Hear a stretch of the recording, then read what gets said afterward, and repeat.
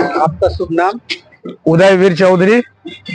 अच्छा, मैंने सुना है कि आप किसी क्रांतिकारी या कोई पार्टी से जुड़े हुए हैं, थोड़ा बताइएगा उसके बारे में। बेशक, मैं भारत की क्रांतिकारी समाजवादी पार्टी मार्क्सवादी लेनिनवादी का सदस्य हूँ, समर्थक हूँ, जिसे शॉर्ट में RSPIML और इंग्लिश में इसका पूरा नाम है revolutionary socialist party of India Marxist Leninist.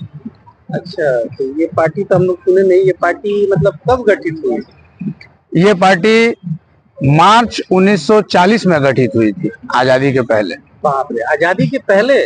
हाँ बिल्कुल। आजादी के पहले 1940 से अभी तक तो मान के चलिए 60 साल उधर हो गया, इधर 25 साल, मतलब 85 साल से ये पार्टी है। लेकिन भारत की आवाम इस पार्टी के बारे में कुछ नहीं जानती है।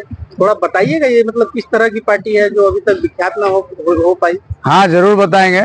ये दुर्भाग्य केवल अभी का नहीं है, ये आजादी के पहले का भी है। इसीलिए एक बार चंद्रशेखर आजाद ने कहा भी था कि कांग्रेस अगर छींक देती है तो पूरा हिंदुस्तान जान जाता है, और हम क्रांतिकारी लोग अपना जान देने को तैयार हैं, लेकिन फिर भी हमें कोई नहीं जानता। और इसीलिए तो भगत सिंह ने बम फोड़कर असेंबली में पूरे हिंदुस्तान को बताया था कि ये लोग क्रांतिकारी है। ठीक उसी तरह से, चूंकि क्रांतिकारी पार्टी के पास तो कोई फंड नहीं होता है, उसके पास कोई लुभावने का देने का कोई जगह नहीं होता है, कोई प्रलोभन देने का जगह नहीं होता है। ये एक क्रांतिकारी पार्टी है जिसका एक अपना दर्शन और सिद्धांत है।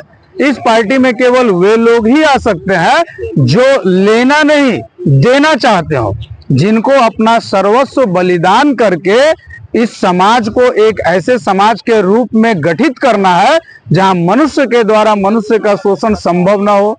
इस पूंजीवादी व्यवस्था को मिटाकर समाजवादी व्यवस्था लागू करना चाहता हो, इस लाभ के व्यवस्था को मिटाकर लोगों के अनुकूल समाज का निर्माण करना चाहता हो। ऐसे लोग जो त्याग और बलिदान की भावना से प्रेरित हो, जो मानवता से परिपूर्ण हो, ऐसे लोग ही केवल इस पार्टी में आएंगे। और यही वजह है कि भगत सिंह और चंद्रशेखर आजाद के समय में भी क्रांतिकारियों की संख्या मुट्ठी भर थी, और आज भी हिंदुस्तान में क्रांतिकारियों की संख्या कम है। अच्छा, तो अगर क्रांतिकारियों की संख्या कम होती है, इतनी छोटी सी पार्टी जिसमें मुट्ठी भर लोग थे, तो इतने कम लोगों के साथ जो आप बोल रहे हैं कि क्रांतिकारी परिवर्तन की बात कर रहे हैं, समाज बदलाव की बात कर रहे हैं, क्या ये संभव हो पाएगा? इतने कम लोगों के साथ आप बदलाव की उम्मीद रख रहे हैं, जबकि सत्ता में इतनी बड़ी पार्टियां हैं जो बदलाव ला सकती हैं, लेकिन आप छोटी सी पार्टी जिसमें मुट्ठी भर लोग हैं और कुछ क्रांतिकारी आप बोल रहे हैं, तो क्या मतलब इससे बदलाव संभव हो पाएगा? बिल्कुल संभव हो पाएगा। संख्या मायने नहीं रखता है। देखिए, दुनिया को रोशनी देने के लिए एक सूरज काफी है, तो हम लोग तो फिर भी मुट्ठी भर है। भले भगत सिंह का संख्या कम था, भगत सिंह के साथियों का, लेकिन भगत सिंह जो करके गए हैं, आज कांग्रेस या किसी अन्य पार्टी के बड़े बड़े नेता भी उस स्तर तक नहीं जा पाए। तो भगत सिंह और चंद्रशेखर आजाद जैसे क्रांतिकारियों के साथी उनके पार्टी के सदस्य कम थे जो आज हमारे साथ है, क्योंकि उन्हीं का धरोहर तो RSPIML है। उन्हीं के क्रांतिकारी साथियों ने, जो बचे हुए थे, उन लोगों ने इस पार्टी को बनाया था। तो संख्या मायने नहीं रखता है। हाँ, हमारे पास फंडिंग की कमी है, लोगों की कमी है, इसलिए हमारा प्रचार प्रसार नहीं हो पा रहा है, इसलिए लोग नहीं जानते हैं। लेकिन अब जब धीरे धीरे लोग, आज नहीं कल तो इसे जानेंगे, जब हमारा उद्देश्य जनता तक चला जाएगा तो लोग खुद हमारे साथ आएंगे। क्योंकि आजादी के बाद लगभग 78 साल में विभिन्न पार्टियों की सरकारें आई और गई। हर कोई बहुत सारा वादा, प्रलोभन, हर तरह का हथकंडा अपनाकर शासन में तो आ जाते हैं, लेकिन उनके शासन में आने के 10 से 15 साल के बाद जनता को यह कहना पड़ता है कि इससे अच्छा तो पहले वाली सरकार थी। मतलब हर सरकार अपने पिछले वाले सरकार से और ज्यादा खराब साबित होती है। तो जब लोगों को ये बात आज समझ में आ चुका है कि कोई भी सरकार आए, रोज कमाने खाने वालों को कोई फर्क नहीं पड़ता, तो ऐसे में उनको एक विकल्प चाहिए। और जैसे ही RSPIML लोगों के बीच पहुंचेगी, चाहे सोशल मीडिया के माध्यम से हो या लोगों के मदद से हो, जब उन लोगों को एक अच्छा और सही विकल्प मिलेगा, जो भगत सिंह चाहते थे वैसे समाज का संरचना का विकल्प अगर लोगों को मिलेगा, तो हिंदुस्तान के लोग जरूर हमारा साथ देंगे। क्योंकि ऐसा तो नहीं ना है कि भगत सिंह के रास्ते पे चलने वाले अच्छा आदमी हम जैसे 2-4 लोग हैं और बाकी हिंदुस्तान में सब खराब लोग हैं, ऐसा तो नहीं है। इस व्यवस्था ने लोगों को स्वार्थी और मजबूर बना के रखा है, लेकिन जैसे ही उनके पास ये अच्छा ऑप्शन पहुंचेगा हम उनका साथ भी पाएंगे और इस व्यवस्था को बदलने में सफल भी होंगे, ये मेरा पूरा विश्वास है। अच्छा, तो एक बार फिर से नाम बोलिएगा तो पार्टी का। भारत की क्रांतिकारी समाजवादी पार्टी, मार्क्सवादी लेनिनवादी, इंग्लिश में revolutionary socialist party of India, Marxist Leninist, और शॉर्ट में इसे RSPIML कहते हैं।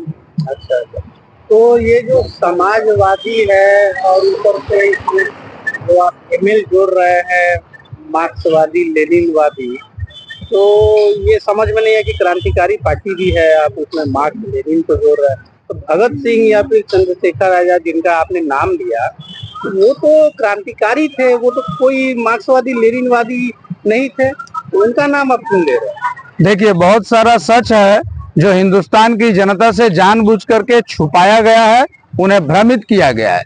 पहली बात तो ये कि भगत सिंह के पार्टी का नाम ही था हिंदुस्तान सोशलिस्ट रिपब्लिकन एसोसिएशन, और हिंदुस्तान सोशलिस्ट रिपब्लिकन एसोसिएशन में जो वर्ड है सोशलिस्ट, वो भगत सिंह के प्रस्ताव पर ही जोड़ा गया था। उसके पहले उसका नाम था HRA, हिंदुस्तान रिपब्लिकन एसोसिएशन। तो ये सोशलिस्ट वर्ड इस बात का प्रमाण है कि भगत सिंह सोशलिज्म में विश्वास रखते थे और वो समाजवाद स्थापित करना चाहते देश में, इस देश में। ये हुई एक बात।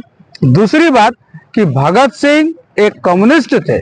आप अगर भगत सिंह का किताब, उनका लेख पढ़ेंगे, मैं नास्तिक क्यों हूं, ये उनका लेख जब आप पढ़ेंगे, या आजकल तो फिल्मों में भी दिखाया जा रहा है भगत सिंह का फिल्म, अगर आप देखेंगे तो आपको पता चलेगा कि भगत सिंह एक कम्युनिस्ट थे। और कम्युनिज्म का जो ये थ्योरी है वो कार्ल मार्क्स का दिया हुआ है। कार्ल मार्क्स ने ही इस थ्योरी को खोज करके निकाला था प्रकृति में से। प्रकृति के नियमों का उद्घाटन करते हुए मार्क्स इस बात को ढूंढने में सफल हुए थे कि गरीबी, बेकारी, बेरोजगारी, भूखमरी, भ्रष्टाचार, स्वार्थ, लालच, मतलब इस समाज में जितने तरह की असंगतियां हैं, जितनी तरह की समस्याएं हैं, उन सब का उपाय क्या है।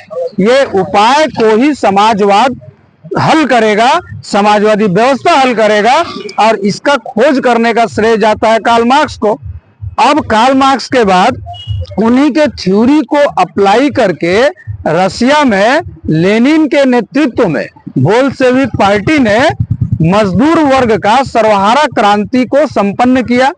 1917 में दो क्रांति लेनिन के नेतृत्व में सफल हुई और वहां पर समाजवाद कायम होने का प्रक्रिया भी प्रारंभ हुआ, जो कई सालों तक लगातार सफलतापूर्वक चलता रहा। बाद में उनके ही साथियों के गद्दारी के कारण लेनिन को गोली लगने के बाद एवं उनके मृत्यु के बाद, जब उनके उत्तराधिकारी स्टालिन वगैरह के हाथ में वहां का शासन का व्यवस्था बागडोर आया, तब उन लोगों ने गद्दारी किया लेनिन के साथ और फिर से उस सफल चलती हुई प्रक्रिया को वर्तमान पूंजीवादी व्यवस्था की ओर मोड़ दिया। ये उन लोगों का गद्दारी था। लेकिन इतने दिन में जब तक लेनिन के नेतृत्व में वहां पर सफलतापूर्वक समाजवाद का प्रक्रिया चल रहा था, उतने दिन में यह साबित हो गया कि मार्क्सवाद का जो खोज है वो सही है और उसे कायम किया जा सकता है, वो कोरा कल्पना नहीं है।